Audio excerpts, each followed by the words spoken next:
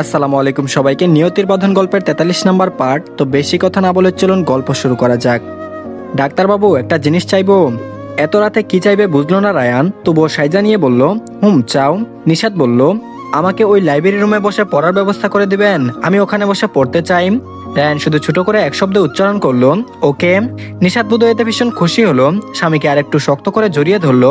বিনিময়ে রায়ান ও বউকে নিবিড়ভাবে জড়িয়ে নিয়ে বলল, এখন ঘুমাও। নিশাত চুপ রইল। কতক্ষণে ঘুম ধরা দিল চোখে জানে না, কিন্তু অভাবী স্বামীর বুকের সাথে লেপ্টে রইল। একে অপরকে জড়িয়ে রেখে কাটিয়ে দিল আরে একটা দীর্ঘ রজনী। আর এদিকে আজ প্রথমে রায়ানের ঘুম ভাঙলো। নিজের ওপর অন্য কারো অস্তিত্ব বুঝতে পেরে মনে পড়লো সে আর এখন একা নয়। এই রুম জুড়ে আর তার মন জুড়ে অন্য কারো আধিপত্য শুরু হয়ে গেছে। এখন থেকে প্রতিটি সকালে ঘুম ভাঙার পর বুকের ওপর কারো অস্তিত্ব পাবে। মনে মনে এটাই তো চেয়েছিল, যাতে রোজ সকালে ঘুম ভাঙার পর শ্যামরঙা ঘুমন্ত মায়াবী মুখখানা অবলোকন করতে পারে। স্বপ্ন বাস্তব হচ্ছে দেখে ঠোঁটের কোণে খুশির ঝিলিক দেখা দিল। মেয়েটার পানে কতক্ষণ তাকিয়ে থাকলো। ঘুমানোর সময় তার উপর স্থান দিলেও মেয়েটা এখন নিচে শুয়ে শুধু তার মাথাটা তার বুকের উপর রেখেছে আর এক হাতে তাকে জড়িয়ে ধরে রেখেছে। এটা তো তার বদভ্যাস ছিল যে কোনো কিছু না জড়িয়ে ঘুমাতেই পারে না। আগে বালিশ ছিল সঙ্গী, আর এখন বউ। কিন্তু বউয়েরও মনে হচ্ছে তার রোগে ধরেছে। মেয়েটার বুকে থেকে সরিয়ে বিছানায় সুন্দর করে শুয়ে দিয়ে কপালে একটা স্নিগ্ধ পরশ এঁকে দিয়ে ঠেলে পড়লো। তারপর ফ্রেশ হয়ে এসে জিমের উদ্দেশ্যে বেরিয়ে গেল। রায়ান যাওয়ার খানিকটা সময় পর ঘুম ভাঙলো নিশাতের। আশেপাশে হাত বুলিয়ে যখন কারো উপস্থিতি পেল না, তখন চোখ মেলে তাকালো। স্বামীকে দেখতে না পেয়ে মুখ ভার করলো। হয়তো তারও ইচ্ছে ছিল ঘুম ভেঙে সর্বপ্রথম স্বামীর মুখখানা অবলোকন করার। নিজেও বিছানা ছেড়ে একেবারে গোসল সেরে ওয়াশরুম থেকে বের হয়ে এলো। মাথাটা ভালো করে পুছে মাথা সহ একটা ওড়না নিয়ে নিজেকে ঢেকে নিয়ে রুম থেকে বের হলো। কাল আসার পর কারোর সাথে দেখা হয়নি, তাই এই সিদ্ধান্ত। রুম থেকে বেরিয়ে একটু আগাতে নিশাত শ্বশুরমশাইকে দেখতে পেয়ে মিষ্টি হাসলো। নম্র স্বরে বলল, শুভ সকাল আব্বু, কেমন আছেন? বৌমার প্রশ্ন শুনে আরহান সাহেবও সুন্দর করে হেসে জবাব দিলেন, শুভ সকাল আম্মু, ভালো আছি আমি। আমার আম্মু কেমন আছে? নিশাতের খুব ভালো লাগে যখন তার শ্বশুর মশাইও তাকে আম্মু সম্বোধন করে এভাবে বলে, মনে হয় নিজের বাবার কাছে আছে। প্রফুল্ল মনে উত্তর করলো, ভালো আছি আব্বু, নিচে যাবেন? তাহলে আসুন, বলে নিজে আগে নেমে পড়লো।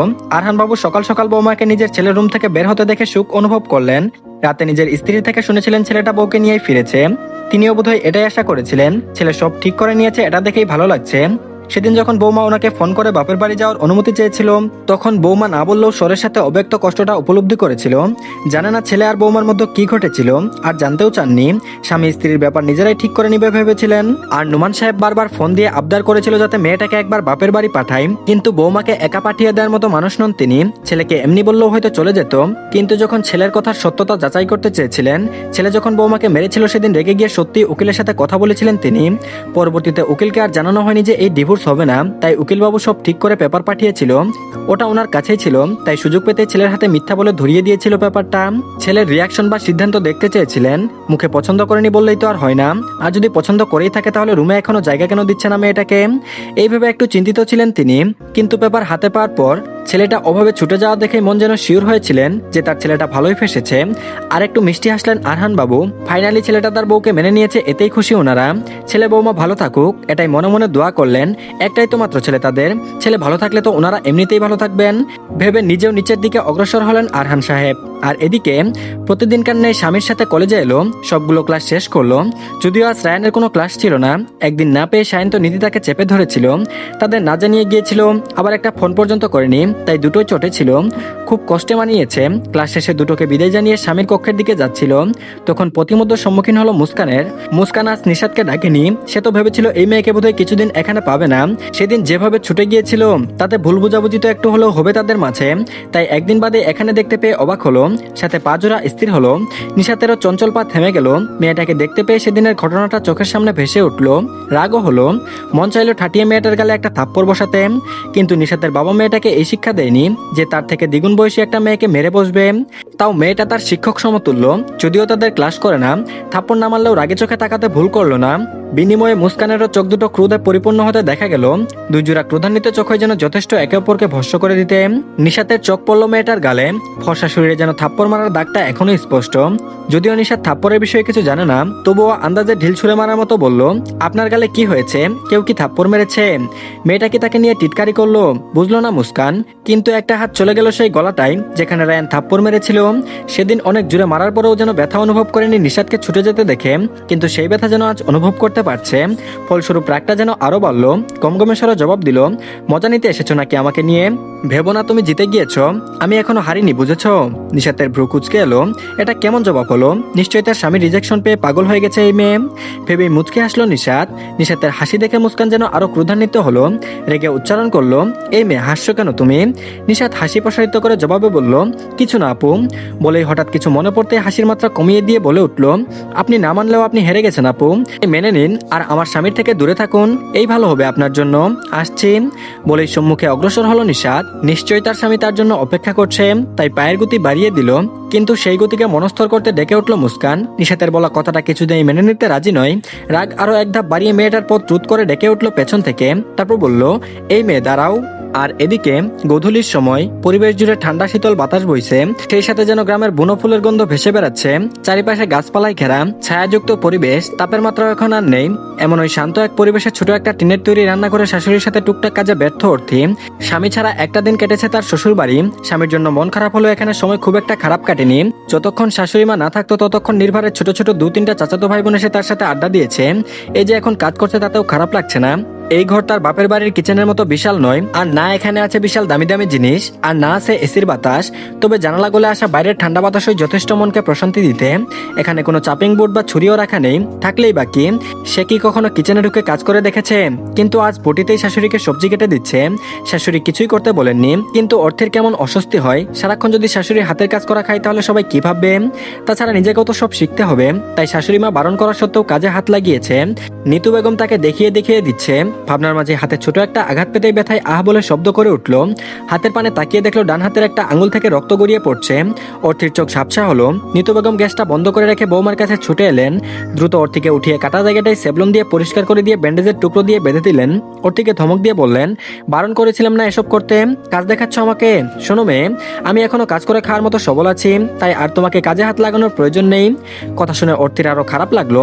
উনি কি রেগে গেছেন? বুঝলো না অর্থি, মাথা নত করে নিল। নিতু বেগম পুনরায় রান্নার কাজে হাত লাগিয়ে গমগমে স্বরে বলল, এখনো বউ সামলানোর মুরত হয়নি আর তিনি বউ নিয়ে চলে এসেছে। একবার ভেবেও দেখে না পরবর্তীতে কি হবে। যাকে ভালোবাসে তার কথা একবার ভেবে দেখবে না? উনি আর কিছু বিড়বিড়ালো। অর্থি বুঝলো এসব তার স্বামীর উদ্দেশ্যে বলছে। অর্থির মনে প্রশ্ন জাগে, শাশুড়িকে তাকে পছন্দ করেননি, কিন্তু এই কদিনের ব্যবহারে তো তা মনে হয়নি। বেশি না ভেবে ধরাসরে প্রশ্ন করেই বসলো, আপনার কি আমাকে পছন্দ হয়নি আম্মু? নিতু বেগম 1 মিনিটে নীরব হয়ে গেলেন। বৌমার পানে ফিরে তাকালেন। বুঝলেন মেয়েটাকে কথার বানে কষ্ট দিয়ে ফেলেছে। সে পুনরায় এসে দাঁড়ালো নত হয়ে থাকা বৌমার কাছে। আকস্মাৎ তিনি বউকে জড়িয়ে ধরলেন। এমন কাজে অর্থে আশ্চর্য বনে গেল। নিতু বেগম বৌমার পিঠে হাত দিয়ে হালকা চাপড় মেরে বলে উঠল, তুমি কি অপছন্দের যোগ্য যে পছন্দ করবো না? তোমার ভাবি বলেছিল না টিচার মানুষ তো, তাই হুটহাট রেগে যাই। তবে ছেলের প্রতি আমি ভীষণ রেগে আছি। তোমার মতো মেয়েকে আগলে রাখার জন্য ওর কি এখনো কোনো যোগ্যতা আছে বলো? আর হুট করে বিয়ে করে নিয়ে এলো, আবার বউটাকেও ফেলে রেখে চলে গেল। তোমাকে তো পুতুলের মতো সাজিয়ে রাখা দরকার, কিন্তু দেখো এখানে তোমাকে। সে যাই হোক, আমার কথায় কষ্ট পেও না। তোমার প্রতি আমার কোনো রাগ নেই। আর হ্যাঁ, যতদিন আমি সুস্থ আছি ততদিন কাজ করার কোনো প্রয়োজন নেই, বুঝেছো? লম্বা বক্তব্য শেষ করে থামলেন নিতু বেগম। ছেড়ে দিতে যাবেন, কিন্তু অর্থে ওনাকে জড়িয়ে ধরে ফুপিয়ে উঠে বলল, আপনার ছেলের কোনো দোষ নেই আম্মু। আমি বাড়ি ছেড়ে চলে এসেছিলাম, তাই ও বিয়ে করতে বাধ্য হয়েছিল। আপনি আর রাগ করে থাকবেন না। শুধু আপনারা আমার পাশে থাকুন, দেখবেন আমি সব শিখে নেব। আর আমার অল্পতেই হয়ে যায়, তাই আমার পিছে বেশি খরচাও করতে হবে না আপনাকে। অর্থিকে এমন করে বলতে দেখে সামান্য হাসলেন নিতু বেগম। পিঠে হাত বুলিয়ে পুত্রবধূকে ভরসা দিয়ে ছেড়ে দিলেন। তরকারিতে নাড়াচাড়া করতে করতে বলে উঠলেন, হয়তো তোমার বাপের বাড়ির মতো অত টাকা পয়সা আমার নেই, কিন্তু একটা মাত্র পুত্রবধূর খরচা ওঠানোর মতো সামর্থ্য বোধহয় আমার আছে। দামি দিতে না পারলেও তোমাকে কখনো বস্ত্রহীন রাখবো না, আর না তো অভুক্ত। তাই স্বামী বেকার বলে কখনো কম খেয়ে টাকা বাঁচাতে যেও না, বুঝেছো? শেষ কথাটা একটু মজা করে বললেন নিতু বেগম। অর্থি না চাইতেও একটু হাসলো। সারা বিকেলটা শাশুড়ি মায়ের সাথেই কাটালো। তার হাতের আঙুল কেটেছে বিদায় রাতের খাবারটা শাশুড়ির হাতেই খেলো। রাত হতেই ফোন নিয়ে অধীর অপেক্ষায় বসে রইল স্বামীর ফোনের আশায়। সে চাইলেই ফোন দিতে পারে, কিন্তু ফোন দিয়ে ছেলেটার পড়াশোনায় বাধা দিতে চায় না। অর্থি তো আর অবুঝ নয়। সে ঠিক জানে নির্ভর এখন আরো অক্লান্ত পরিশ্রম করবে, চেষ্টা চালিয়ে যাবে, যতদিন না সাফল্য অর্জন করে তাকে একটু ভালো রাখতে পারছে। কিন্তু অর্থি তো তাকে পেয়েই খুশি। ভাবনার মাঝেই ফোনটা বেজে উঠলো। অর্থি সময় ব্যয় না করে ফোন রিসিভ করে কানে ধরতে বিপরীত পাশ থেকে ভেসে এলো এক শান্ত নিরক্ষরের প্রশ্ন, কেমন আছো? অর্থি বলল, ভালো, আপনি কেমন আছেন? প্রাণবন্ত স্বরে জবাব দিতে নির্ভারও মুচকি হেসে বলল, ভালো। অর্থি বলল, খেয়েছেন আপনি? কি করছেন এখন? একসাথে দুটো প্রশ্ন পেয়ে নির্ভার আর একটু হেসে প্রত্যুত্তর জানালো, হ্যাঁ খেয়েছি, আর এখন পড়ার টেবিলে বসে আছি। তুমি খেয়েছো? অর্থি বলল, হ্যাঁ খেয়েছি তো, আম্মু নিজ হাতে খাইয়ে দিয়েছিল। নির্ভার বলল, আরে বাহ, শাশুড়ি বৌমাতে তো দেখেছি ভীষণ ভাব হয়েছে। ভাব অনেকটা না হলেও কিছুটা তো আছেই। নিজের কাটা আঙ্গুলটার পানে তাকালো। স্বামীকে আর বলল না এই বিষয়ে, নয়তো দেখা যাবে লোকটা মন খারাপ হয়ে যাবে।